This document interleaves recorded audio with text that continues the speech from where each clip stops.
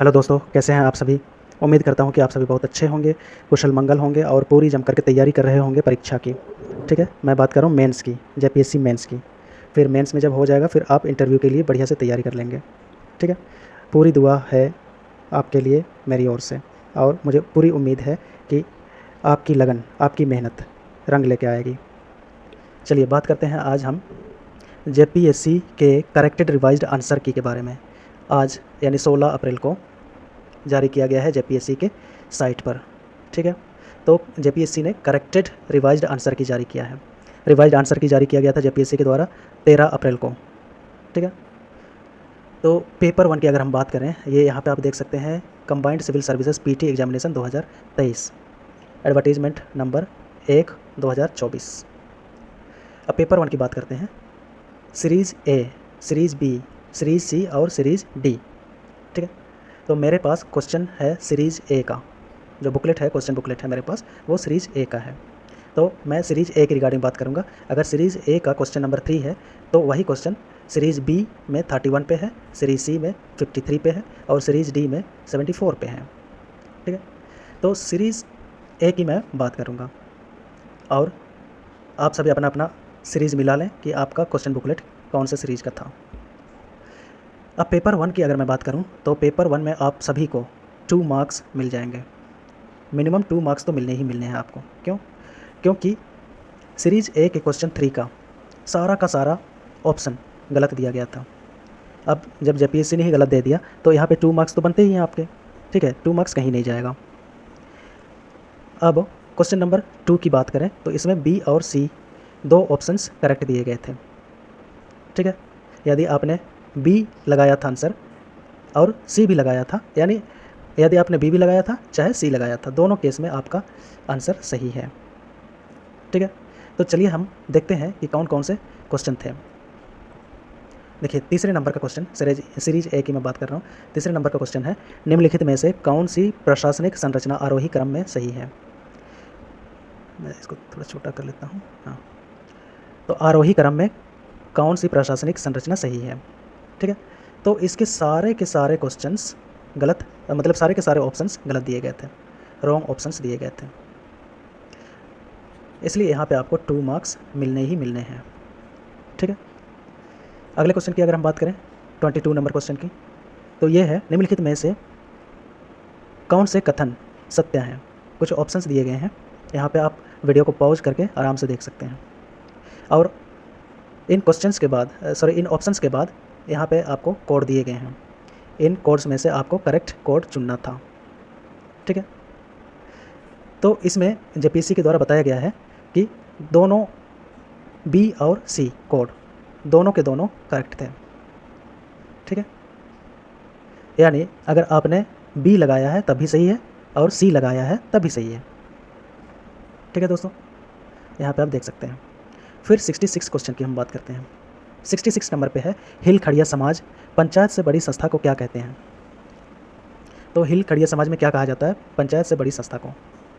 तो जेपीएससी ने correct answer की जारी किया है, जिसमें उसने ए बताया है, यानी पराहा बोला जाता है। ठीक है, यदि आपने ए लगाया है तो आपका आंसर बिल्कुल सही है। अगले क्वेश्चन की बात करें, 98 नंबर का क्वेश्चन है, गिनी गुणक के संदर्भ में निम्नलिखित में से कौन सा या से कथन सही है। ठीक है, यहाँ पे स्टेटमेंट्स दिए गए हैं, 3 स्टेटमेंट्स दिए गए हैं और आपको कोड चुनना था ए बी सी डी में से। ठीक है, तो जेपीएससी ने इसका क्या आंसर की दिया है, इसका आंसर दिया है बी नंबर, यानी बी ऑप्शन सही बताया गया है, 1 और 3। ठीक है, मैंने 1 और 3 इस क्वेश्चन पर भी मैंने ऑब्जेक्शन रेज किया था दोस्तों, मैं बता दूं आपको। ठीक है, तो जेपीएससी ने रेज किए गए ऑब्जेक्शन के अगेंस्ट आंसर की जारी कर दिया गया है जेपीएससी के द्वारा। आगे बात करते हैं पेपर 2। ठीक है, अब हम बात करेंगे पेपर 2 की। सीरीज़ ए है, क्वेश्चन नंबर है 54।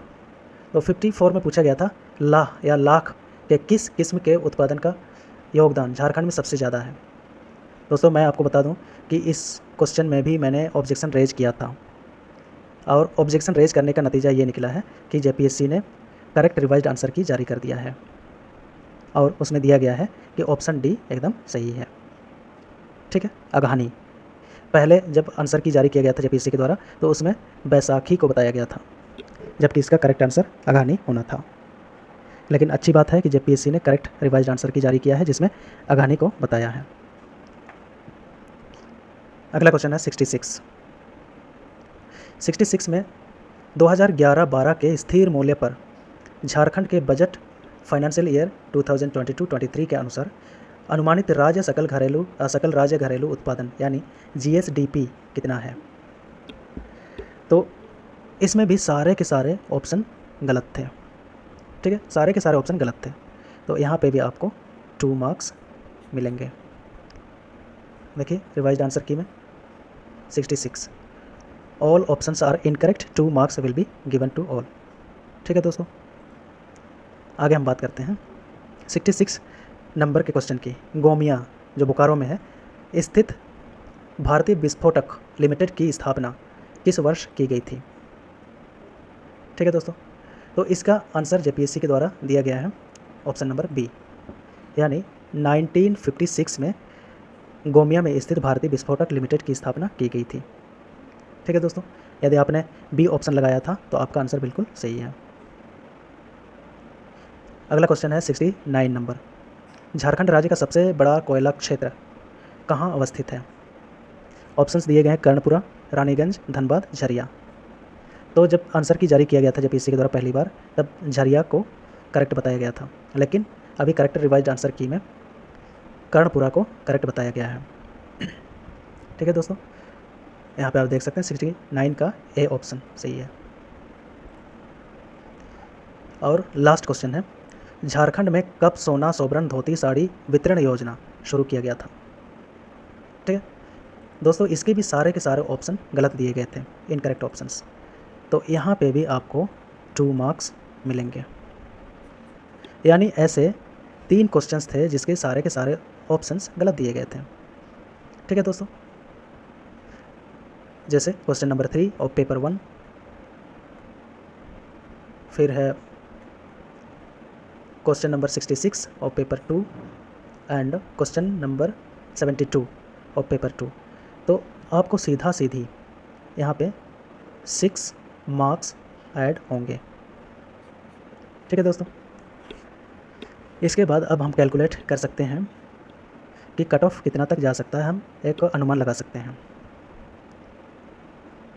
तो मेरे अनुमान के अनुसार, सबका अनुमान अलग अलग हो सकता है, इसमें किसी को डिबेट करने की ज़रूरत नहीं है। डिबेट कर सकते हैं लेकिन भद्दे कमेंट करने की ज़रूरत नहीं है।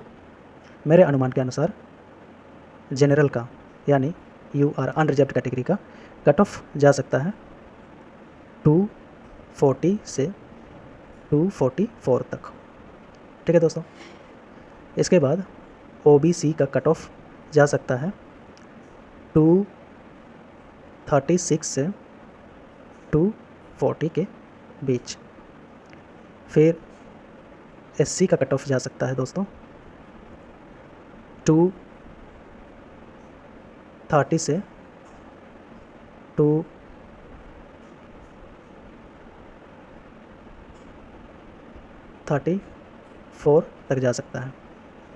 ST का कट ऑफ जा सकता है दोस्तों 226 से 230। देखिए बहुत लोग इसमें कह सकते हैं कि इतना हाई कट ऑफ नहीं जाएगा, लेकिन दोस्तों ये JPSC है, सिविल सर्विसेज की परीक्षा है, तो कट ऑफ हाई जाना तो ये स्वाभाविक है। ठीक है, इसी तरह हम BC1 की बात करें तो BC1 का जा सकता है 220 से 226 तक जा सकता है। BC2 का भी लगभग वही रह सकता है, सेम 220 से 226 तक जा सकता है। EWS की बात करें तो मेरे अनुमान के हिसाब से 228 से 232 तक जा सकता है। और फिजिकली हैंडीकैप इनके लिए जा सकता है 210 से 216 तक जा सकता है। ठीक है दोस्तों, तो उम्मीद है मुझे कि ये वीडियो आपके लिए हेल्पफुल रही होगी। अगर कोई कमेंट हो तो बिल्कुल कमेंट बॉक्स में कमेंट करें और अपना सुझाव दें। ठीक है दोस्तों, और एक चीज़ मैं आपको बता दूं कि इस बार जेपीएससी सब कुछ बहुत तेज़ी से कर रही है।